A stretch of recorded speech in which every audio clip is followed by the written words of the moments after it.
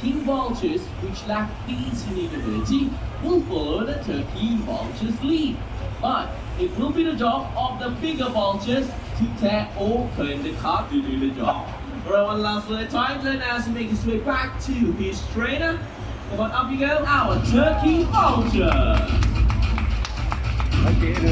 Thank you.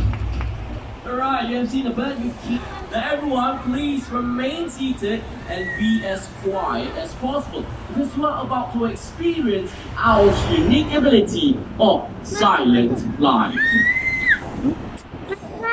Wow, now I'm pretty sure none of you heard him flapping his wings, am I right?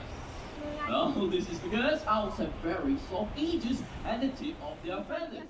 So when they